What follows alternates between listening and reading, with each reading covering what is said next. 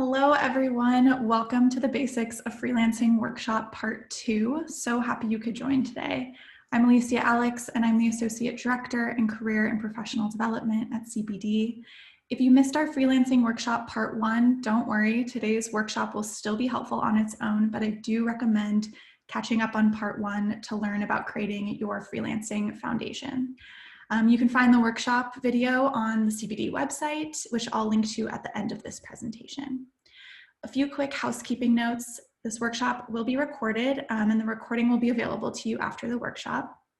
There's a lot of info to cover today, so please ask questions in the Q&A as we go, and I'll leave time at the end to talk through them. Also, just want to note that while I do have a lot of experience working on the client side of freelancing in my position before Art Center, I am by no means a tax professional or a lawyer. So today will be general best practices overview. And for any of those specific questions, I highly recommend reaching out to a professional. Okay, let's get started. So in Freelancing Part 1, I really covered some of the basics you need to know in order to build a solid foundation for freelancing before you dive in. Today's workshop is going to focus primarily on some of the basics you need to know once you're ready to dive in and are ready to take on clients. So we'll talk about where in the world to even find clients and how, and marketing your personal brand, because those go hand in hand. We'll talk through client onboarding best practices, how to maintain good client relationships, and then we'll talk about some tips for staying inspired and motivated as a freelancer. So as we talked about before, being a freelancer, it is up to you to find clients, to market your work, and essentially be your own best ambassador. Oftentimes I hear from freelancers confused on where to even begin to find clients, how to market your brand.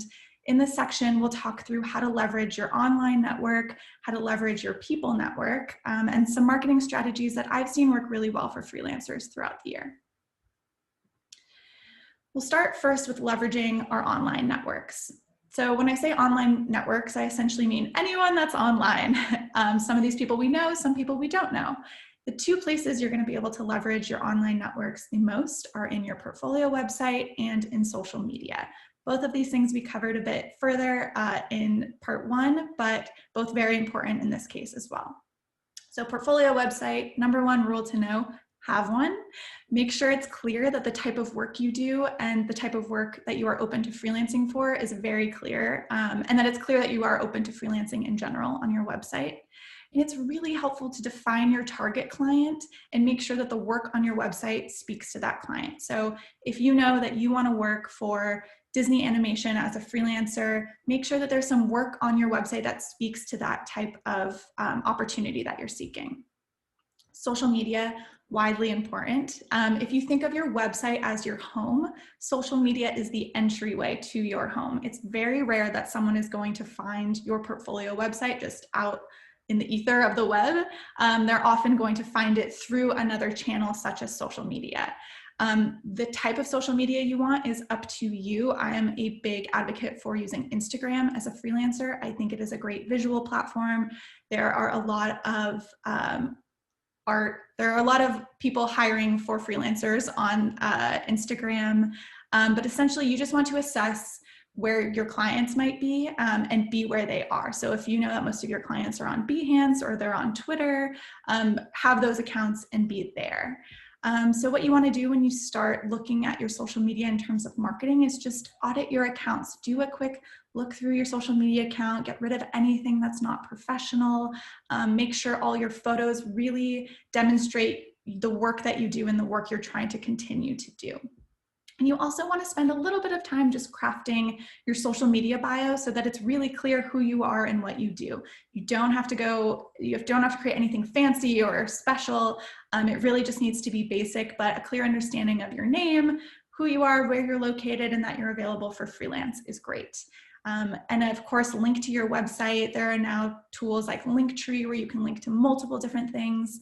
But just remember, clear and simple is what will get clients. You want to make it really easy for them to see your work, understand what you're about, and get in contact with you. So here's an example of a great way to market your personal brand and leverage your online networks. Hannah Michelle is an illustrator that I've actually hired in the past, and I found her work on social media. She doesn't have this crazy big social media following. I actually think when I found her, she had about 1,000 followers. But what I really liked was how consistent her work was. I was constantly saving her work. It was kind of acting as a mini website, if you will. And so you can see here that everything is really cohesive from her Instagram to her website. You get a very clear sense of who she is, the work she does. And when you go to the website, you know that what she's been sharing on social media is actually indicative of the projects that she's working on. I also love that when you go to her website, there's a really easy blurb that says, I'm a freelance illustrator, this is what I'm motivated by, and I'm available for work. And as a client, it's a really easy way to click and reach out and say hello. You want to make the process as seamless as possible. You also want to make sure that your Instagram presence and your online presence all kind of look like they are your brand, that they are cohesive. I've seen a lot of Instagram profiles, and then I go to the website and it's really lacking in depth or projects, and I end up not hiring that person. So you really just want to make sure these are working together quite seamlessly. So in addition to your online network, you can also leverage your people network. In freelancing type 1, we talk a lot about cultivating your creative community. This is where that cultivating really comes in handy. So word of mouth referrals are one of the top ways freelancers get clients across the board.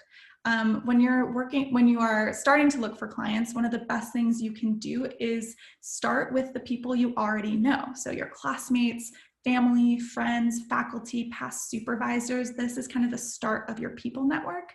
And then those people know people who know people. So you think of this web of your people network. So when you're first starting out, tell everybody that you know that you're freelancing now. Let them know that you're available for work. Give them a quick blurb of the type of work you do. It's a great place to start with those relationships that you already have, because you never know. They know people who might be looking for something, or they know people who might be looking for something. It's a great ripple effect. The second point, do quality work wherever you go, whether it's in the classroom, on internship, your first freelancing gig. Make sure you're putting your best work forward, because that work is what is going to get you other work.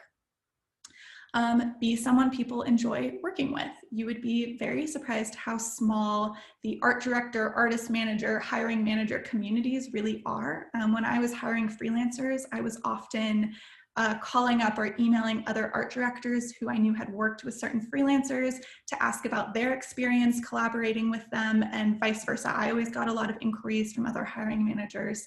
So you definitely, throughout any experience or project you're working on, make sure in the back of your head that you are noting that you want to be someone that people enjoy working with, because word of mouth does get around. They will be asking about your experience, and you want to make sure that you're putting your best foot forward so that you are someone that people want to hire.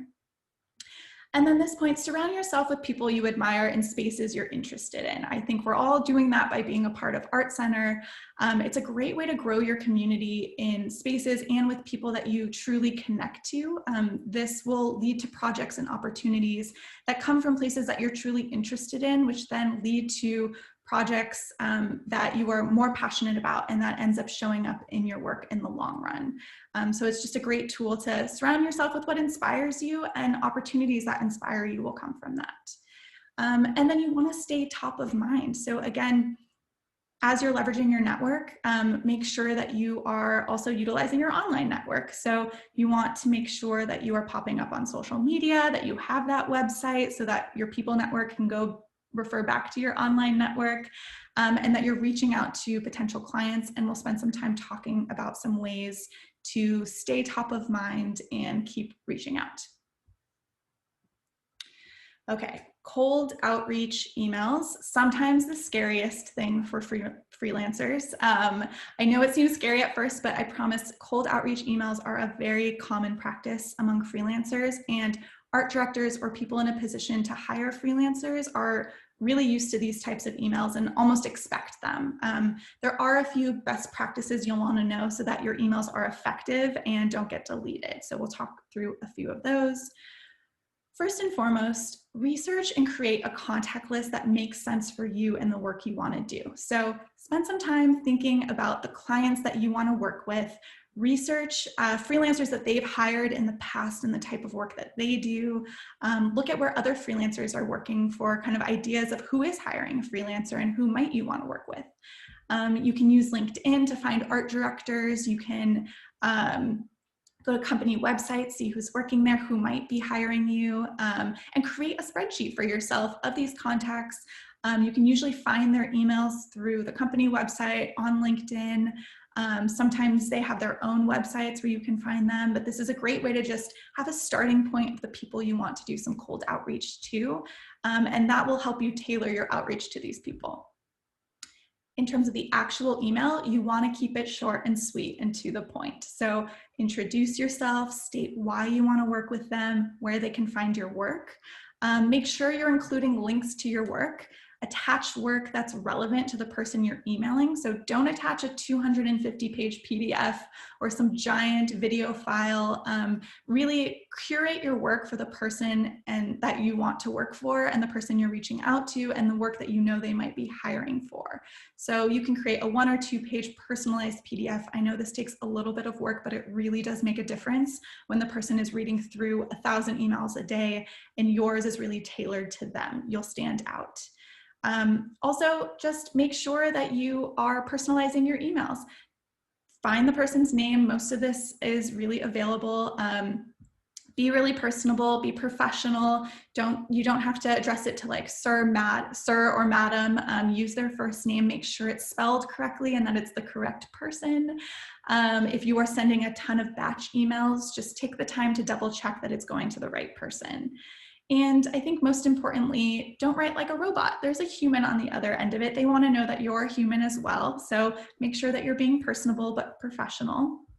And again, if you are sending a ton of these emails out, it can kind of feel discouraging sometimes when you're not hearing back. If you think about the person on the other end, they're receiving so many of these emails that sometimes they just don't have the bandwidth to respond, but I promise you they are reading them and probably filing them away for when a project comes up and they want to find someone to work on that project. That is exactly what I used to do. I tried to respond to as many as I could, but oftentimes you just can't. But I would note the ones that I thought were really great and that I knew that we'd be able to work with, and then I'd come back to those emails. But it really is an effective way to get in front of a potential client. So definitely do not sleep on the cold outreach email. It's something you'll want to do. And the more you do it, the more comfortable you'll get with doing it. So I want to share a quick example. This is from Anusha Syed, who's a great freelance illustrator who shares a lot of resources on her blog, which I link to below. This is her go-to email template, and it's very similar to the kind of template I used to enjoy receiving. It's really to the point. So dear human person, so personalize that. Hello, I'm Alicia Alex, a freelance illustrator based in Los Angeles. If you received their contact info from a reference, you can put that in there. I wanted to send my portfolio for consideration for any possible design work that I might be a fit for at name the company. I would love to work with you because this is really important. It shows you've done your research and that you have an understanding of why you would make really great work for this company. My website can be found here, link to it. I've also attached my resume and a PDF file, and you can find me on social. So make sure that you are linking to all of these things. If you need more contact information, please feel free to contact me. Thank you, and sign off. So this makes it really easy. If I am reading 100 emails a day, I can click on your website, click on your social, and star this email as someone I want to work with. Don't make the client work for it. You just want to be succinct. This is who I am. I'm interested in working for you. Here's my work. Here's why I'd be great. Thank you so much. And with these emails, you can send them on a semi-consistent basis. I think every few months or every 6 months or once a quarter, just to check in and say, hi, I have new work, or I'd love to share this with you. Just think about it from the other end. You don't want to annoy someone's inbox. So spread that outreach out a little bit, but it's okay to continue to outreach to stay top of mind.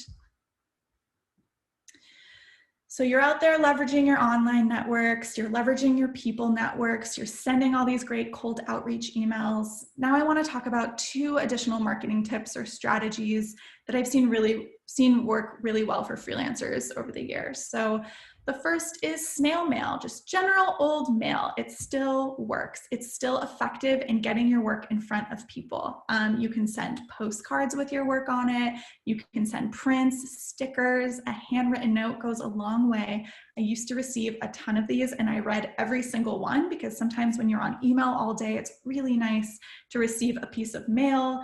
It's also a great way to show a potential client what your work looks like in a product form, in a printed form.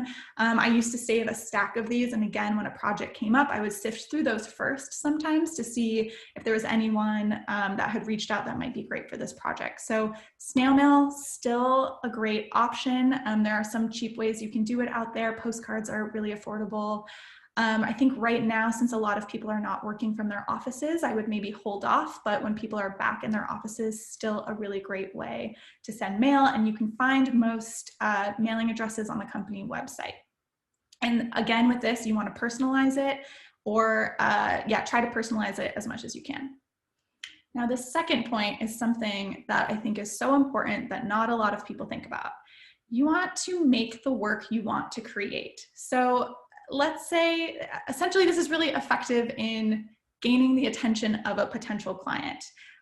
If you want to work for Disney and you want to animate a project and you have some free time, just animate a project for them. You can send it to them in that outreach email and say, I'm really inspired by this. I created this out of that inspiration. It's a great way to show a potential client that you are thinking about them. It shows what you're capable of for their company. Or for a potential project. I actually hired someone who was an illustrator because they were illustrating the products that our company designed, and they were posting them on Instagram and tagging the company. And so I kept seeing these illustrations pop up, and we had an upcoming marketing campaign, and I thought of that person to illustrate our marketing campaign of all of our products because they were tagging me in this work. And I had never really thought about a project like that before. So it gained my attention, and it also gave me this great idea for a new project that they could then implement. And so it is just this sneaky kind of great way to gain the attention. You think of it as kind of like a Facebook poke or a little nudge, or you just create some small things that are really based around this company that you want to work for, and they will notice and they will pay attention. So obviously time matters. Don't spend a ton of work working on these robust projects for companies that aren't hiring you, but I think it's a great way to gain attention of a potential client you want to work with, and a good way to work on something different and get a little inspiration.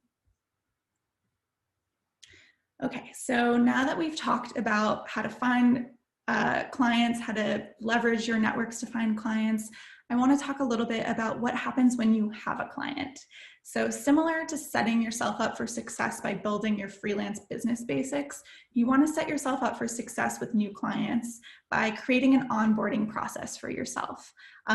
This should be consistent with every new client you take on, and the more you can streamline this, the easier it will be with every new client that comes your way. And if you can prep this before you even have your first client, it will be super helpful in going through that process. So this will also help you determine if the client's right for you or vice versa, and it'll set expectations from the beginning, which is really important. So the first step in this onboarding process that you can build for yourself is ask for a brief, and a brief.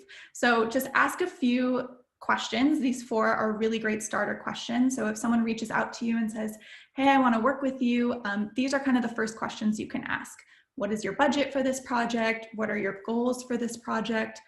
How do you envision that I can help you meet these goals? What kind of timeline do you have in mind? This kind of gives you a sense of, is this something you even want to work on? Is this something worth working on? It also can kind of help you sift out if something seems not right, or you don't think this will be a great client.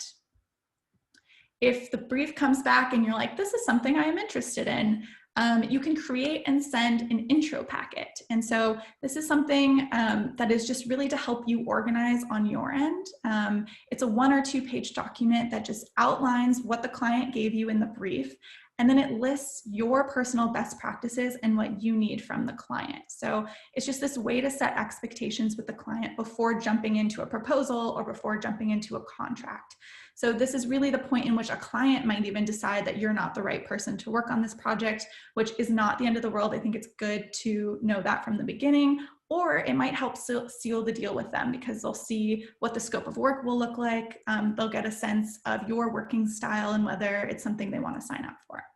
So just some things you'll want to cover in this intro packet are a rough overview of the project and expected start date. And again, you got that information from those brief questions. What's needed from the client to do the job? Do you need certain design elements from the client? Do you need copy? Do you need certain credentials for accounts? Do you need additional people required to work on this project? Talk a little bit about your specific work style. Do you prefer phone calls to email? Do you use a specific project management tool? What are your office hours? When are you expected to be working? What kind of response time can they expect and to reach out? And these are all things you can determine for yourself, your own personal working style. And then your own basic policies and practices. So if you know that your payment terms are 30 days or 15 days, these are good. This is a good time to put that in there. If you are someone that wants a deposit up front, that's something that you can also say here before you even get to the contract. It just puts everything on the table in a quick summarized way so that the client is double sure that they want to work with you and vice versa. And when a client responds positively to this, you can then schedule a meeting to further learn about the project and refine the details and get into a proposal. So after that intro packet, you can then write up your proposal, submit a proposal, and then you're going to send a contract. So it's really just the last bit of that onboarding process. And the proposal really just fully outlines the whole job, how you're going to carry it out, how much it will cost. It's kind of more in depth of all the items that will be in your contract. It's just a valuable formality, and it really just sets expectations and limitations on the project, and it helps shape the scope of the contract, which you'll then draw up after the proposal and send for them to sign. We talk a lot about contracts in part 1, so I don't want to get too deep into it here, but at this point, you should have that baseline contract ready to go, and then you add in all of your information from the proposal into your contract, and you send that to sign. And once the contract has been signed, you are ready to start working, and you have your onboarding packet and your contract, and everybody knows exactly what they need to be doing and how this project is going to go. That is kind of the tie it in a bow onboarding process. This can look different for everyone. It's up to you, but I do recommend just creating some sort of streamlined onboarding process for every single client so that you know when someone comes to you, here's what I say, here's my second step, here's how I get to a contract. It will really just help you project manage and time manage. Now, in this process, you might see some potential client red flags that pop up, and the more that you freelance, the more you'll kind of get an understanding of these nuanced responses and people you want to work with and maybe you don't. But some general red flags that I've heard from a lot of freelancers are when their first question is always, how much does it cost, without a conversation?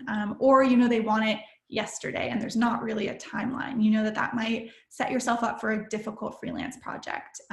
If they're not answering any of your questions completely or at all, they didn't know what they want, and so they keep changing their mind in the proposal, it might mean to hold off before you actually jump into the project. And if they don't want to pay your rates, if they keep trying to renegotiate before you even jump in, I think these are just things that you'll want to be aware of and to think through if these are happening. And there could be other red flags too. And the more you work with clients, the more you'll gain experience of things that maybe make you feel uncomfortable at the beginning or you're not quite sure about, but you do. As a freelancer, you are the boss of your own business. So it means that it is your responsibility to pay attention to some of these signs and use your best judgment to jump into different projects.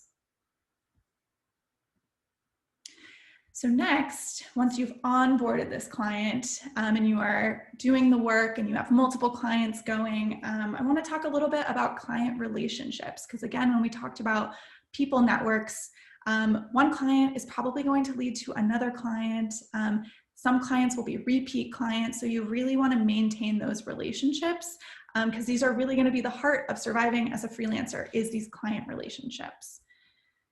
So we'll talk through a few best practices, things I've really appreciated as a client working with freelancers. And so first and foremost, this idea of learning to listen, I think it's really easy to assume that as a freelancer, we are the visual person. We know what's best for our client, but the client is the one hiring. They're the one that either has a problem they want to solve.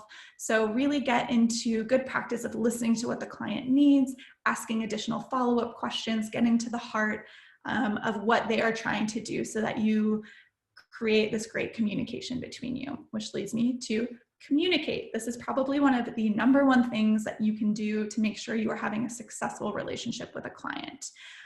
If you are really busy with client work and the client is trying to get in touch with you and you are not responding to them all weekend, that makes the client feel really uneasy. You basically want to make sure that you are keeping them in the know at all times throughout your project that you're working on. Send them regular updates. If you know you're going to be late about something or you're going to miss a deadline, let them know ahead of time.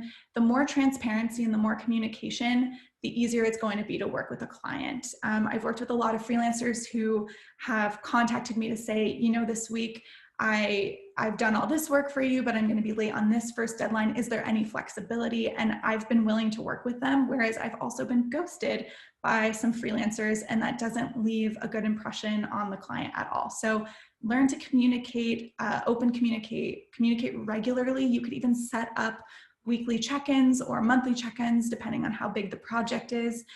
Just do what's best for you and the client, but continue to communicate. Over-communicating is better than under-communicating.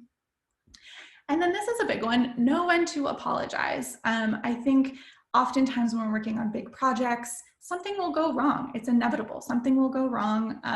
Something will get lost. If that's the case, just own up to it, apologize. It really helps build respect with the client. They'll respect you for that.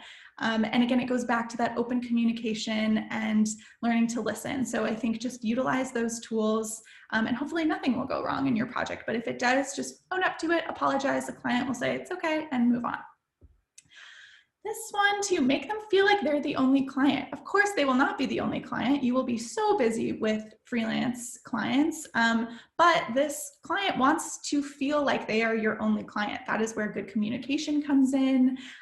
Don't talk to them about all the other projects you have going on. Make them feel like what you're working on for them is the most important thing that you are working on. And then be compassionate. I know that sometimes clients can be difficult and it makes us dislike clients every so often. Hopefully all the clients that you have are the best people to work with. But sometimes they are needy or demanding. Oftentimes they just need a little hand-holding. We have to remember that clients are often not the visual people and they need a little extra explanation or they need a little extra help. So just remember to be compassionate. This is a relationship that you hopefully want to have. Obviously, if your client is just a really terrible person to work for and affecting your mental health or your well-being, that is not something to put up with. But in general, just have an open understanding of where the client might be coming from. And then of course, always be respectful, be professional, treat your client with respect. You'll receive respect back from that. These are really important relationships to gain other client work. And so you just want to make sure that all of your correspondences are really respectful. Even if something goes wrong, just try to be as respectful and professional as possible. Okay, so you have your clients, you're onboarded, you've built this great relationship with them, you're working on this project, you've delivered your project, now you need to get paid. You gotta get paid. It's the basics of freelancing. So we're gonna talk through negotiating, invoicing, and tips for chasing down a late payment, which I hope does not happen. So some quick negotiating tips. First and foremost, you want to know your rate. And we talk about this in Freelancing Part 1 of how to set your minimum rate.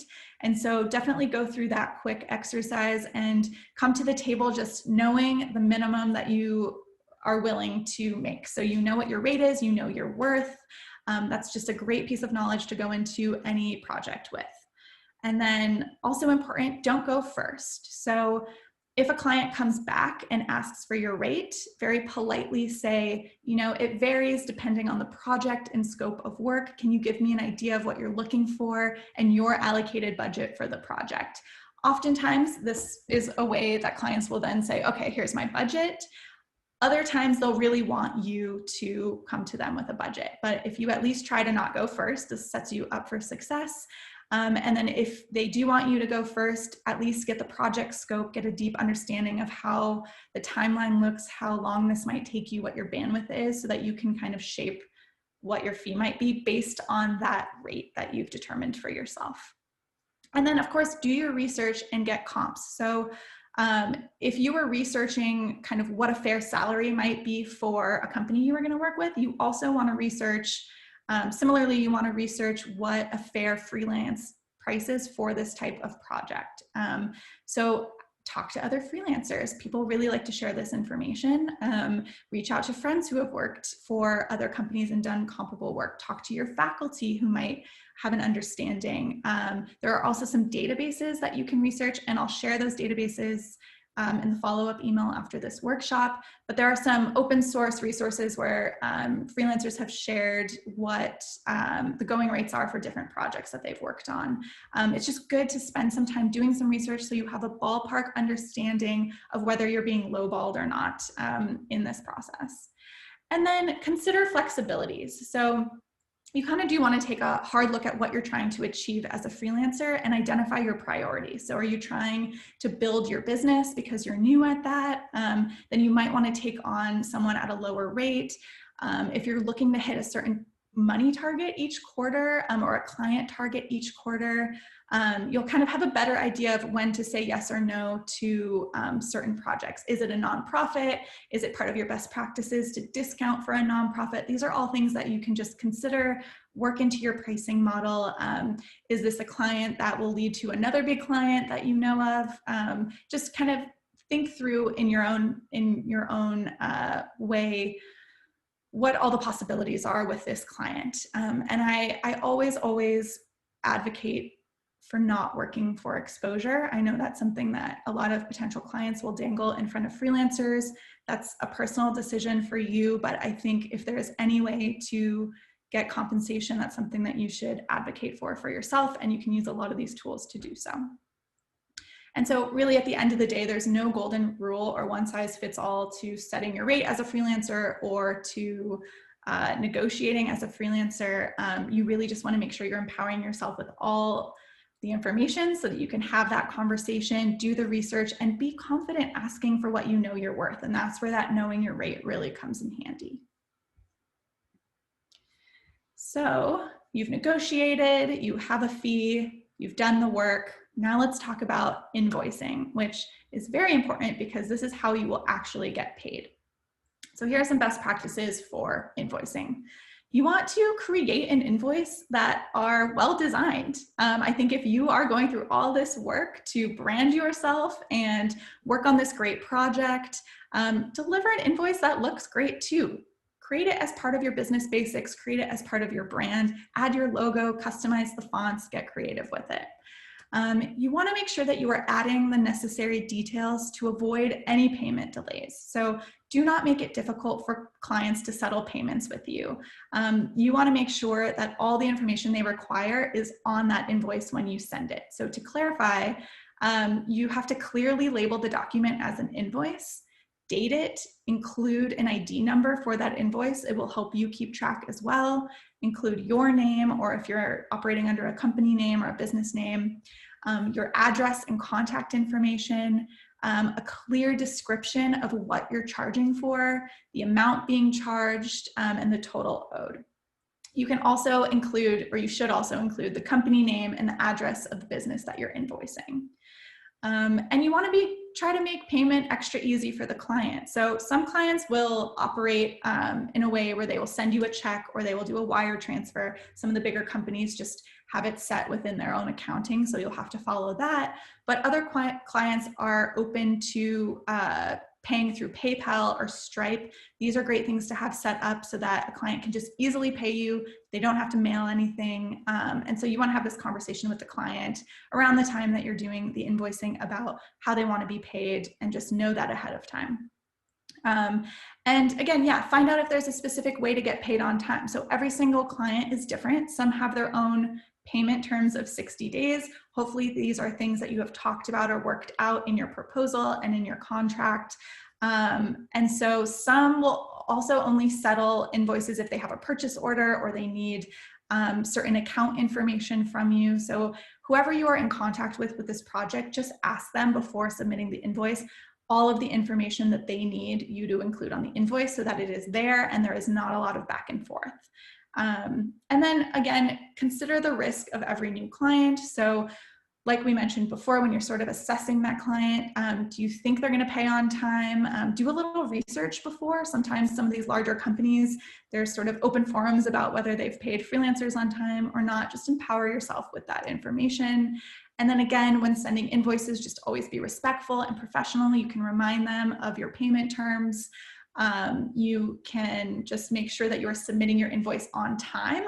You'd be surprised, when I used to need to pay freelancers, I was sometimes chasing them down to submit their invoice, which is just a very nice courtesy because most companies will not chase the invoicer to pay them. So make sure that you are actually actively invoicing at the end of a project, because sometimes when you have a lot of different clients and there's so much going on, you forget, and you want to make sure that you are getting paid for all of your work. Here's just a quick invoice example of how you can personalize it, how to include, you can put your payment terms, the payment information. This is one that you need to submit your account number at the bottom, and just really it's up to you. Just make sure all the basics are on there. There are a ton of templates you can use online or in Google Forms.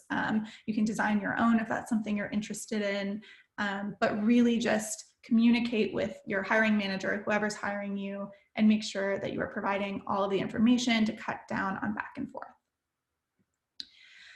And then here are some tips for chasing a late payment, which I hope never happens, but sometimes clients also get busy, they forget to pay.